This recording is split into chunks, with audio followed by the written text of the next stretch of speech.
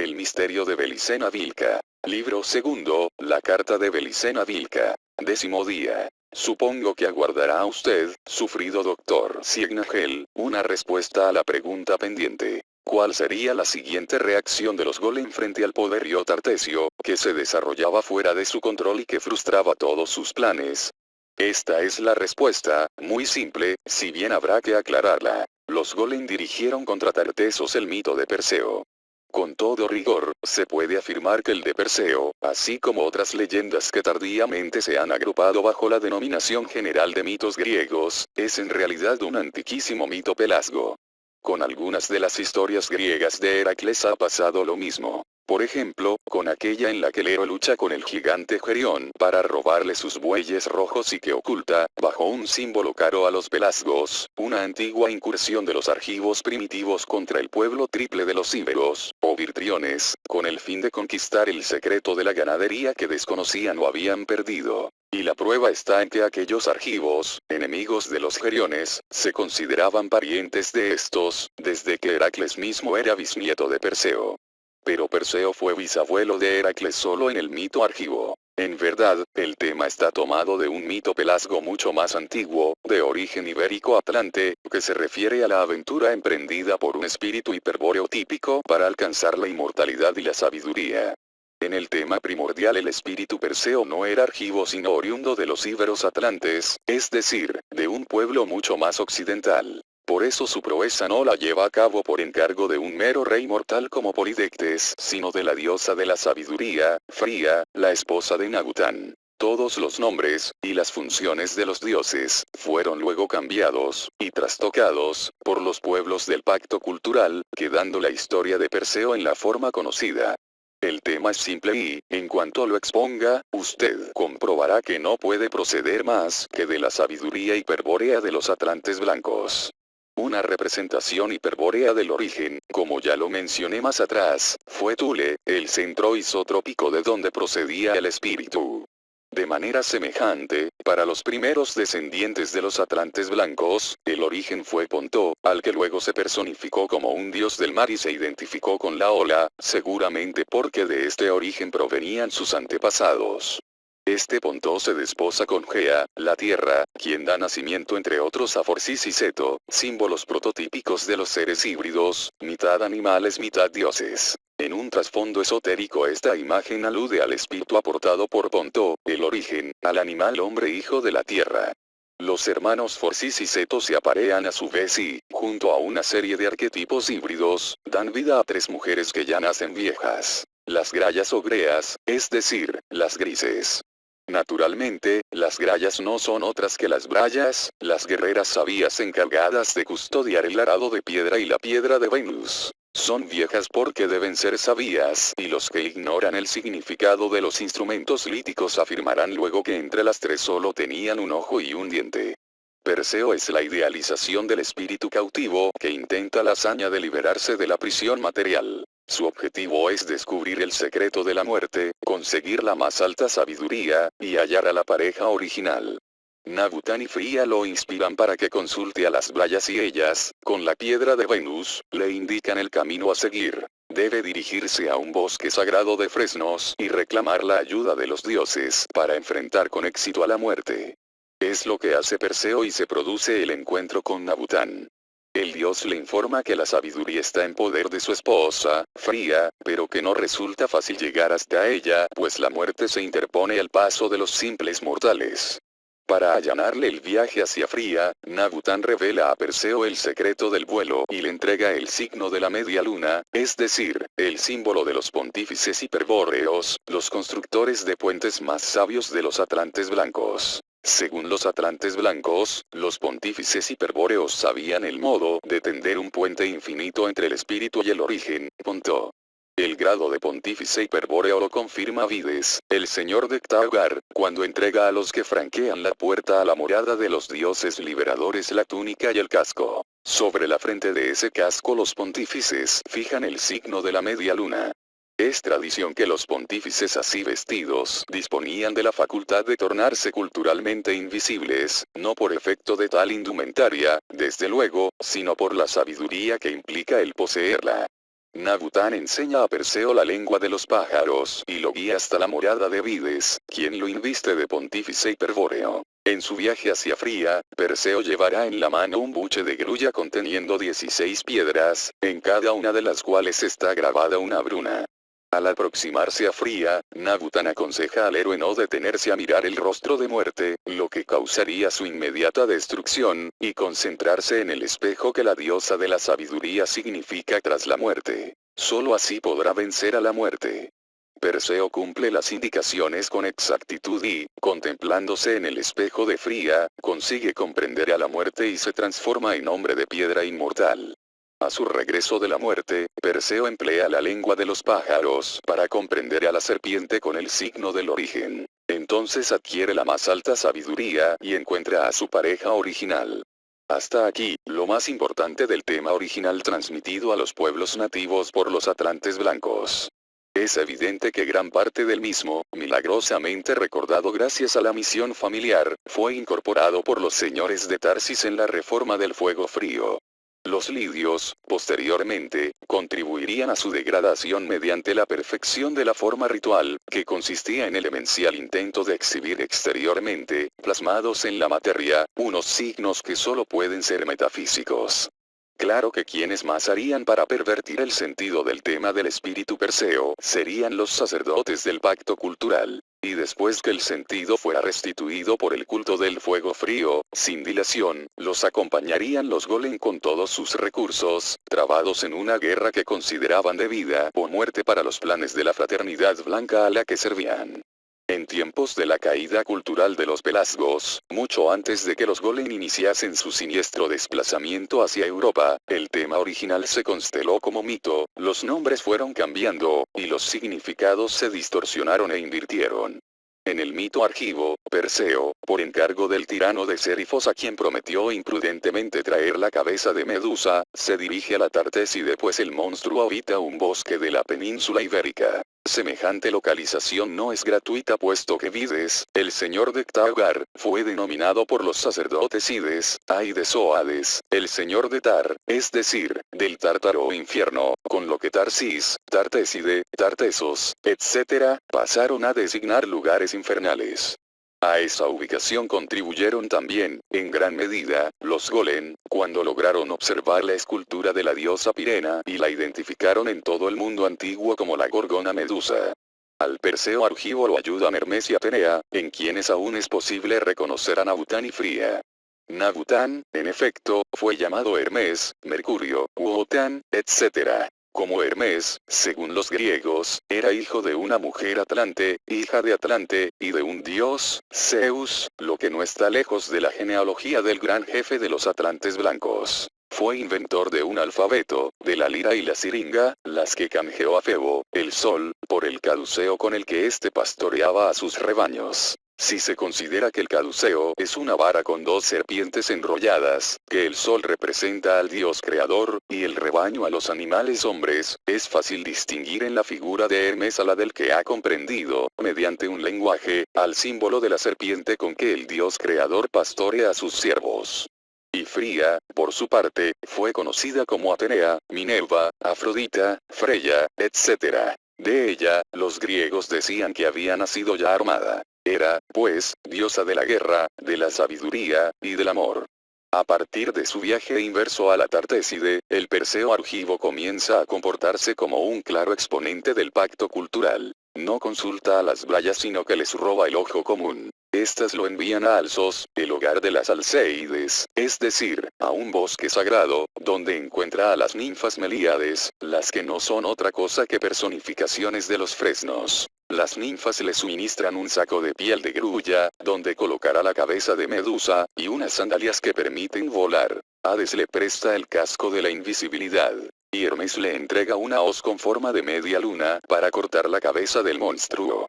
Pero lo que más delata a esta falsificación engendrada por los sacerdotes del pacto cultural es la prevención del Perseo argivo que teme convertirse en hombre de piedra. Porque en el mito egeo no es una sabiduría posterior, sino la propia mirada de Medusa la que convierte en piedra. La sabiduría, por el contrario, no está atrás de la muerte sino afuera, junto a Perseo, definitivamente independizada e inalcanzable para él.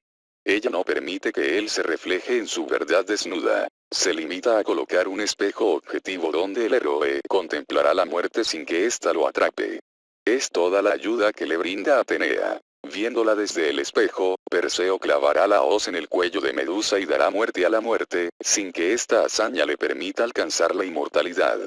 El espejo de Atenea es su escudo protector. La cabeza de Medusa, obtenida en la inútil hazaña del Perseo Argivo, es colocada por la diosa en el centro del escudo, dando a entender claramente que en esta era, luego del triunfo del pacto cultural, la sabiduría está escudada en la muerte, sin que exista posibilidad alguna a los mortales de llegar a ella. Desde luego, esto es solo una amenaza de los sacerdotes del pacto cultural para desalentar la búsqueda de la liberación del espíritu. En fin, como el Perseo Argivo ni alcanzó la inmortalidad ni consiguió la sabiduría, no podrá comprender a la serpiente y por eso se ve obligado a matarla también, cosa que hará a la vuelta de su hazaña, cuando lucha contra un dragón y libera a Andrómeda, con la que se une y procrea numerosa prole. Finalmente, corriendo el riesgo de ser ejecutados sin piedad por los tartesios, los golem lograron infiltrarse en el bosque sagrado y espiar el ritual del fuego frío. Desde aquel infausto día, los golem supieron que habían hallado un rostro y un hogar para Medusa.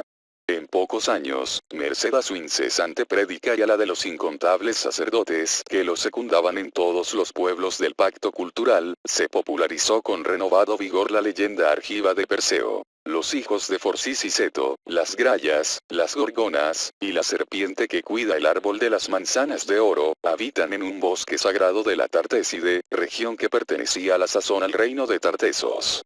Lógicamente, no se verá con claridad la ventaja estratégica que podía significar para los golem el reflotar y adaptar un mito si partimos del principio erróneo de que entonces nadie creía en él o de que todo el mundo, aunque le concediese veracidad legendaria, sabía que ello ya había ocurrido. Pensar eso demostraría no conocer la ideología de los golem. Junto con su revolucionaria concepción de la unidad de Dios en el sacrificio ritual, los golem sustentaban el asombroso concepto de que los mitos tenían carácter profético. Vale decir, que los mitos, y todo argumento procedente del cielo o de los dioses, jamás se cumplen del todo, o jamás están realizados totalmente. Tenían fe ciega en que si se repetían las circunstancias y los personajes, el mito, como una profecía, se iba a desarrollar nuevamente en la tierra. En síntesis, afirmaban: lo que fue, eso será. Lo que se hizo, eso mismo se hará. Nada nuevo hay bajo el sol. De manera que, a juicio de los golem, si se profetizaba el mito del Perseo Argivo, este se iba a cumplir infaliblemente. Entonces la sentencia de exterminio que pesaba sobre la casa de Tarsis quedaría también cumplida. Por supuesto, no hay que engañarse con respecto a la actividad de un mito descrito hasta en sus menores detalles. Si bien en las mentes crédulas del pueblo, Perseo y Medusa eran imaginados como personajes reales, los reyes y jefes militares que ambicionaban el botín de Tartesos tenían en claro que se trataba de representaciones. En los siglos de la expansión tartesía, los que deseaban emular a Perseo, por ejemplo, sabían muy bien que la cabeza de Medusa que debían cortar significaba destruir a Tartesos. Algo semejante ocurría cuando en las guerras del siglo XIX se proponía destruir al oso, aludiendo a la conquista de Rusia, o humillar al león, en lugar de someter a Inglaterra. Sin embargo, el hecho de que un rey estuviese al tanto del sentido alegórico del mito, no le resta a este capacidad de actuar sino que, por el contrario, aumenta sus posibilidades de concretarse realmente. El que adopta inteligentemente el papel de personaje del argumento mítico, interpreta a la descripción del mito como una especie de plano proyecto a realizar. Pero entonces no es el personaje quien actúa para realizar el proyecto del mito sino el mito el que, inconscientemente, motoriza al personaje para concretar el argumento. Quien aspire a ser Perseo, acabará cortando la cabeza de Medusa, aunque crea que podrá autocontrolarse porque conoce el significado alegórico del personaje. Así pues, Dr. Siegnagel, los golem dirigieron contra Tartesos el mito de Perseo como reacción a la expansión económica y militar que se desarrollaba fuera de su control y frustraba todos sus planes. La respuesta es ahora clara. Durante los siglos posteriores muchos serían los perseos que intentarían la hazaña de conquistar Tartesos. Y casi siempre, integrando las expediciones guerreras, guiando a los reyes invasores o a los jefes piratas, llegaba el golem, caricatura de Hermes que señalaría la morada de las grallas y la ubicación del ojo único, es decir, de la espada sabia. Porque los golem no olvidarían nunca su objetivo principal, robar la piedra de Venus. Esa sería su parte del botín. Todo lo demás, el oro y la plata, los muelles, barcos y prósperas ciudades, todo sería para el Perseo vencedor, para el héroe del pacto cultural. No era mucho lo que solicitaban, y no serían pocos los que responderían a sus intrigantes propuestas. Empero, pese a esta ofensiva que se fundaba en la acción universal de un mito y que obligaba a los tartesios a vivir en permanente estado de guerra, el reino se defendió con éxito hasta el siglo III, época en que su poderío comenzó a declinar frente a otras potencias nacientes. Cartago, Grecia y Roma escribirían el final de la historia. Los griegos del periodo preclásico fueron muy receptivos a la estrategia de los golem, y ello los condujo a emprender muchas expediciones de conquista contra Tartesos. Desde sus pujantes colonias en Sicilia, Italia, Galia, y, finalmente, en la misma España, habrían acabado con Tartesos si no fuese porque debían cuidar sus espaldas del creciente poder de Roma. Los romanos, en cambio, se mostraron siempre amistosos con los tartesios y poco permeables a la influencia de los golem. Ello no debe extrañar si se recuerda que por las venas de la nobleza romana circulaba la sangre de los pelasgos de Etruria, parientes directos de los tartesios. El destino no reservaría, pues, ni a griegos ni a romanos la hazaña de destruir Tartesos. Sería un hombre de Cartago, un fenicio, un rojo o púnico, el nuevo Perseo que empuñaría la hoz de hierro, símbolo invertido y pervertido de la media luna, y cortaría la cabeza de Medusa, dando así cumplimiento a la profecía de los golem.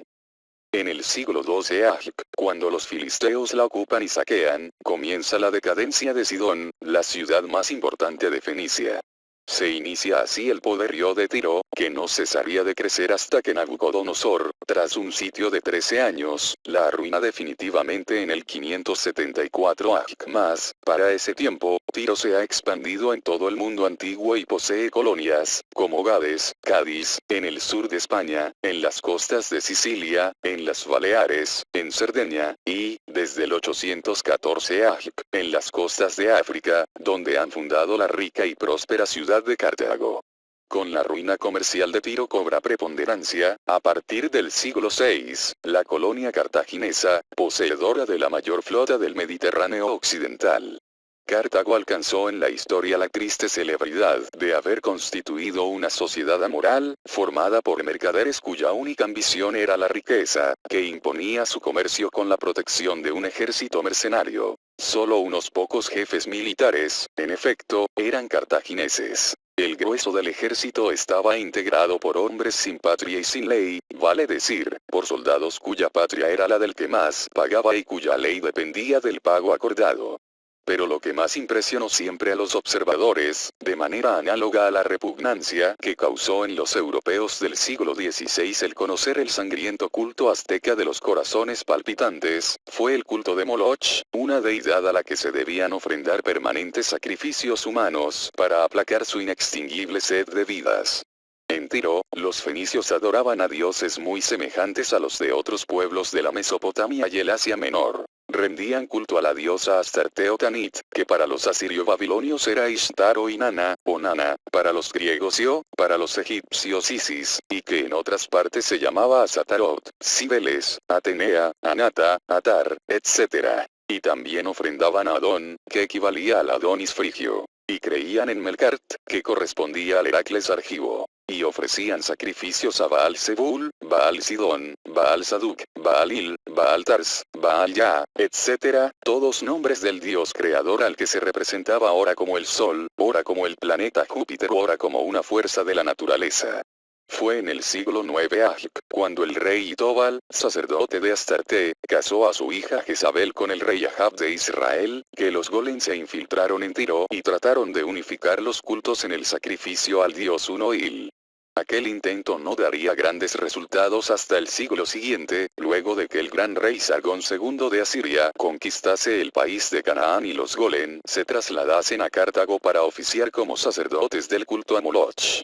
Hay que advertir que el cartaginés fue el primer pueblo en el que los golem se establecieron, fuera de los pueblos europeos que les estaban asignados por la Fraternidad Blanca, para cumplir con su misión de unificar los cultos.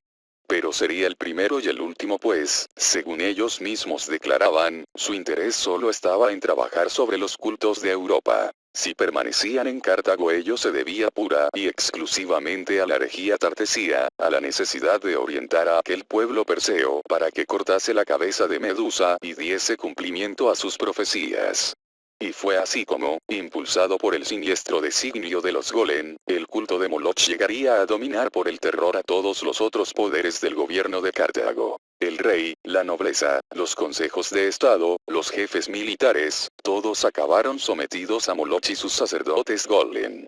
Al final, todas las familias de Cartago estaban obligadas a ofrendar sus hijos primogénitos para ser sacrificados en la boca de Moloch, es decir, para ser arrojados en la boca de un ídolo de metal que daba un horno incandescente. Y allí terminaban sus días también los prisioneros, los esclavos, los acusados por algún delito, las vírgenes consagradas, o cualquiera que a los golem se les ocurriese eliminar. Mas el dios jamás estaba satisfecho. Exigía más y más pruebas vivientes de la fe del pueblo en el sacrificio ritual. Su ley reclamaba una cuota de sangre difícilmente disponible. Quizás Moloch esperaba un sacrificio aún mayor, quizás se calmaría con la ofrenda de todo el linaje que lo había ofendido, con el exterminio en su nombre de la estirpe de los señores de Tarsis. Al estallar las guerras púnicas, en el año 264 AJ, los golem creyeron llegada la oportunidad de dar cumplimiento a las profecías. Y no solo lo creyeron ellos sino también los miembros de la Fraternidad Blanca, quienes enviaron desde Changshambala a dos misteriosos personajes de nombre Vera y Birsa. Eran dos sacerdotes de grado superior, a los que daban el título de inmortales. Dos sacerdotes que por haber pertenecido en remotas épocas a la misma raza de los golem, la Fraternidad Blanca les había encargado la misión de dirigir sus planes. Eran dos golem supremos, pues, que superaban cuanto pudiesen haber demostrado sus hermanos de raza en materia de crueldad y artes diabólicas. Entre otras potestades, por ejemplo, poseían la facultad de viajar por el tiempo, dominio que mi familia comprobó amargamente toda vez que los mismos actores aparecieron en distintos siglos posteriores con el fin de procurar su destrucción. En aquella ocasión, Vera y Birsa se pusieron al frente de los golem de Cartago para dirigir personalmente el ataque a Tartesos pues, aparte de la raza, los unía a todos un mismo odio contra la casa de Tarsis. El general Amílcar Barca sería el nuevo Perseo, el instrumento que el mito empleaba para desarrollarse nuevamente en la tierra. Con el propósito de que este militar demostrase ante el dios uno que estaba preparado para realizar la hazaña, se lo impulsó a que asesinase a 40.000 hombres de su ejército mercenario, a los que previamente se había incitado a la rebelión suprimiéndoseles el pago de la soldada. Desde el desfiladero del hacha, un río de sangre fue a parar así a las fauces de Moloch, para satisfacción de los golem y como clara señal de que la profecía podría ser cumplida. A continuación el gobierno de Cartago, siguiendo las instrucciones de los sacerdotes golem, encargó en el año 237 a Amílcar Barca la conquista de España.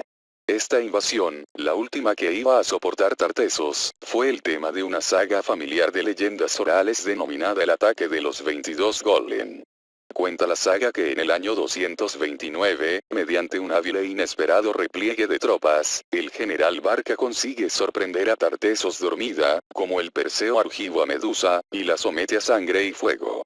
Empero, mientras los soldados se entregan a la matanza y al saqueo, otros hechos están sucediendo. Acompañando al ejército cartaginés han llegado hasta Tartesos 22 golem, es decir, 20 sacerdotes golem conducidos por Vera y Birsa. El mito del Perseo argivo se ha hecho realidad, la profecía se está cumpliendo en ese momento, y es necesario actuar con rapidez y precisión. En tanto los 20 golem ocupan el bosque sagrado, y efectúan los rituales convenientes para consagrarlo a Dios uno el Moloch y neutralizar la influencia mágica de Pirena, los inmortales Vera y Birsa irán en busca de la espada sabia. Los golems se aplican a su tarea y pronto se encuentran profanando la lámpara de Pirena, concentrados junto al manzano de Tarsis y a la escultura de la diosa. Lo que ocurre a continuación obedece a que cada uno comete un error de evaluación sobre la capacidad y el modo de reacción del adversario. Los golem erraron al no considerar la locura mística y heroica que los hierofantes tartesios disponían por ser descendientes de los señores de Tarsis. Y los hierofantes subestimaron los poderes y la determinación de los golem, quizá por desconocer hasta entonces la existencia de los inmortales como Vera y Virsa. El error de los golem fue suponer que los hierofantes, desprevenidos tanto como los centinelas de Tartesos, aceptarían con resignación la pérdida del santuario del bosque sagrado o que, a lo sumo, ofrecerían resistencia armada, caso en el que actuaría en su defensa una tropa que los escoltaba. La realidad, muy distinta, era que los hierofantes habían considerado muchos años antes la posibilidad de que el bosque sagrado cayese en poder del enemigo y tenían tomada, ya, una decisión al respecto. Y jamás permitirían que ello ocurriese. La caída del bosque sagrado implicaría, necesariamente, su destrucción. Por eso cuando el fuego, que avanzaba perimetralmente, rodeó y abrazó el centro del bosque, los 20 golem y la guardia no pudieron hacer nada para evitar la horrible muerte. Los esqueletos carbonizados mostraron, después, que todos se habían refugiado bajo el manzano de Tarsis y que finalmente ardieron y se consumieron como este y los restantes árboles del bosque. Todo se incineró en aquel incendio que había sido cuidadosamente planificado durante años y preparado mediante una estudiada distribución de leña seca en distintas partes del área. Al ingresar al bosque sagrado en tren de conquista, los golem no ganarían una plaza sino que caerían en una trampa mortal. Por supuesto, ellos jamás hubiesen supuesto que los hierofantes tartesios sacrificarían su bosque sagrado antes de verlo ocupado por el enemigo, y esta reacción sería tomada como una lección por los golem que, en lo sucesivo, continuarían luchando contra los descendientes del pacto de sangre. Y la subestimación que los hierofantes cometieron al evaluar el real poder de los golem a punto estuvo de causar la pérdida definitiva de la espada sabia. Si ello no ocurrió, el mérito solo debe atribuirse al valor increíble de las brayas, y a una lealtad al pacto de sangre que iba más allá de la muerte. El caso era que a unos 20 kilómetros de Tartesos, sobre la ladera del Cerro Candelaria, se hallaba la entrada secreta a una caverna que había sido acondicionada en tiempos remotos por los atlantes blancos. Era una de las obras que se debían conservar de acuerdo al compromiso del pacto de sangre. Naturalmente, luego de la derrota cultural de los íberos tal compromiso se olvidó y la caverna, oculta y solitaria, permaneció abandonada miles de años. Sin embargo, los efectos purificadores de la prueba de familia que culminaron con la reforma del fuego frío, causó su redescubrimiento, a pesar de que no todos, ni en cualquier momento, podían penetrar en ella. El motivo era que la entrada secreta estaba señalada con las brunas de Nagután y solo los de sangre pura, los que eran capaces de escuchar la lengua de los pájaros, lograban encontrarla. Quien no reunía estos requisitos no conseguía descubrirla ni así estuviese delante de ella. Pues bien, esa caverna había sido elegida por las actuales brayas para guardar la espada sabia.